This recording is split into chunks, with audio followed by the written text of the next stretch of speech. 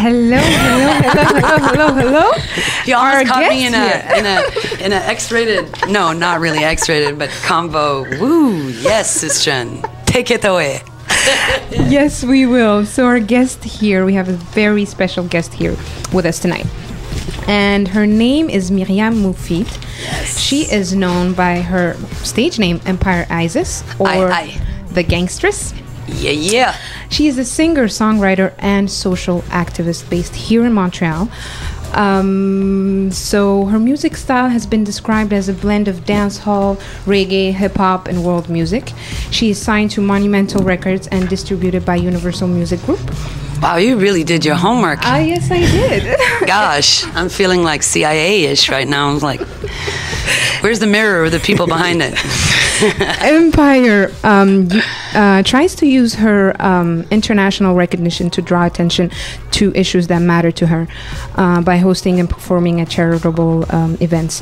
And in her most recent albums, Empire Isis has worked and recorded with world-renowned producers and artists such as Sizzla, Big Boy, Collie Buddz, Chamillionaire, just to name a few.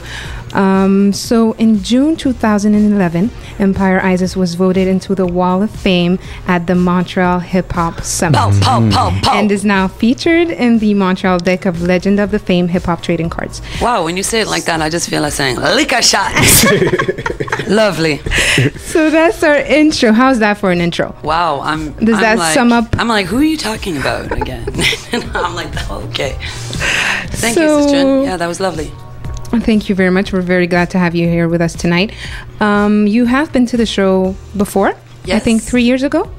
That's what I'm told. What was it? You said 2 or 3 years? 2.5, yeah, 3 years. Something years like ago. that, It's right? been long, yeah. If I was just going to like tour in Europe, that was like 2 years ago. Just starting to go tour, Yeah. you're excited, you rang that was a positive. that was a crazy tour. We ended up really burned out, me and Collie Buddz. Oh, Wow. We ended up taking a God. year off. Jeez. But marrying the richest girl in Bermuda, so Okay. he hiked. Don't worry. Oh, nice. I did not know that. Wow. Okay, so 2.5 years, 3 years. What have you been up to in that period of time? What have I been up to? Okay, well, I released Brand New Style in 2009. Since then, I've been really going hard on publishing. Publishing, just basically placing songs in TV. You've probably, even if you don't see me maybe necessarily often on TV here, you probably are listening to me all the time. If you watch reality TV, if you watch American TV, such as Bad Girls Club, Lamar, Chloe, Byrne, think The Hills Otis, as well. The Hills, blah, blah, blah, all these things. So just basically hustling on that level. And now I'm writing for other singers, other pop stars, so that's like a different revenue stream and a Right. different whole trip for the artistic, pushing yourself to a next level. I can talk about things that, let's say, me as Empire Isis, I would never say, talking about shopping and getting trash wasted on Friday because I've been working 9 to 5. I've never worked 9 to 5. Me never have no boss. No. And the few times that I did, well, it's the past, right?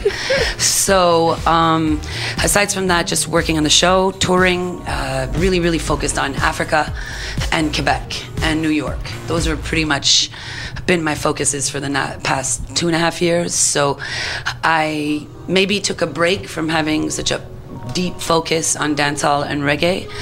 And since I sing and I chat and I rap, and I have an opportunity to place my music. And actually, I told you, my publishing company didn't want to sign me, and I won the competition for a slot. Ooh. Yeah, and I spent a month trying to convince them. Like, I was like, yo, blah, blah, blah, blah, blah. And no, maybe not so Sign rudely, me. but not, But- yeah, exactly. but you convinced It like them. business talk equivalent. And then they said yes, and within 2 weeks they had like 3 placements, and I'm like the cautionary tale of the whole place. So just been like hustling on an international level, putting a lot of investment in going back to Africa and building with the hip hop and the reggae communities, whether in Morocco, Mauritania, Dakar, Senegal, Gambia, Ivory Coast, Mali, Cameroon, Gabon, South Africa.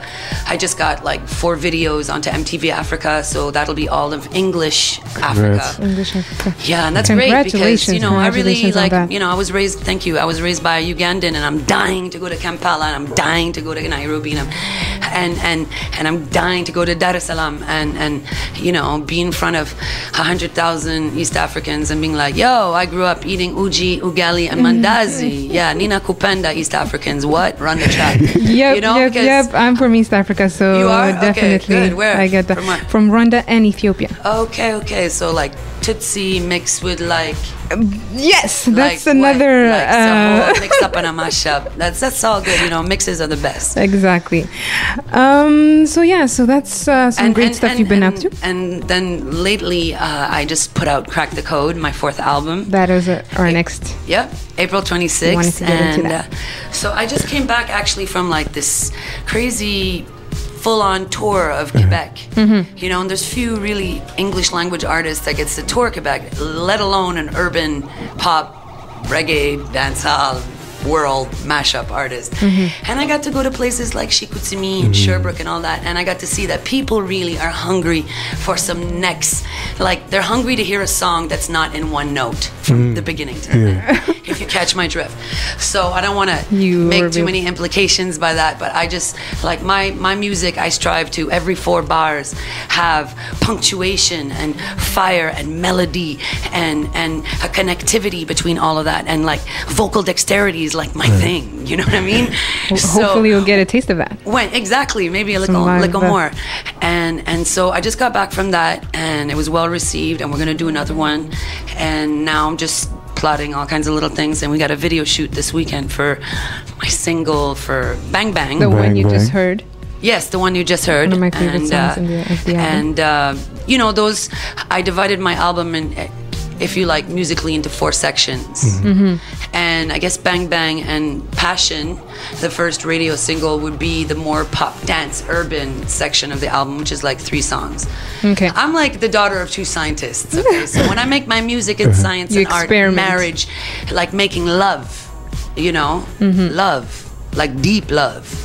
So basically there's other parts of the album that are dancehall pop, and another part of the album that's like hip hop, and another part of the album that's like world funk rock.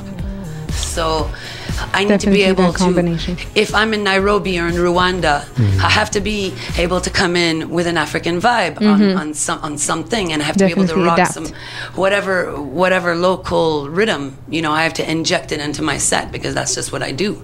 Even if you catch me in Colombia, I'm gonna put a cumbiaton kind of rhythm, and everyone loves that. You know what I mean? So that's what I've been up to. Really like hustle, gangstress, worldwide, trying to uplift and make the women feel powerful, and make the immigrants feel proud, and make the Quebecois see another side. Nice.